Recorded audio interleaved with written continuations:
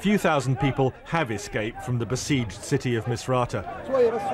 This was the ship which got out yesterday, carrying some of the most vulnerable to Benghazi, the stronghold of opposition rebel forces. The wounded are mostly ordinary civilians, including children. Victims of Colonel Gaddafi's efforts to retake Misrata, whatever the cost. Most of the injuries weren't from the front line.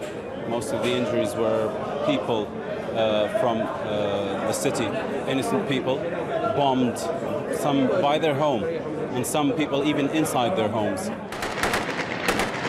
Colonel Gaddafi's forces in Misrata are being accused of using immoral tactics to try to retake the city. The Canadian general, who heads NATO's military operations, says they're deliberately placing their forces and weaponry amongst civilians to evade NATO bombing. It's a very difficult, tough situation. Gaddafi forces have taken their uniforms off.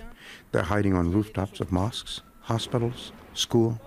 That's where their heavy equipment is positioned, near mosques, near school, and they're shielding themselves with women and children. Now, Italy's foreign minister is saying that Libyan opposition leaders he's been meeting in Rome have told him 10,000 people have been killed during the uprising. It's impossible to verify that figure. Raggiungere un'intesa di massima. What is of utmost concern to us is that the defence of the Libyan population must be supported for as long as they have to stand against violence and bombings by forces loyal to Gaddafi. Another option would be the use of ground troops, but this is something Italy is not in favour of.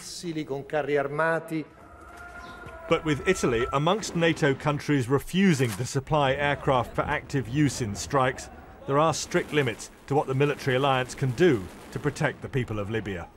NATO has said its latest strikes last night were specifically aimed at Colonel Gaddafi's communications infrastructure, which is used to coordinate attacks against civilians.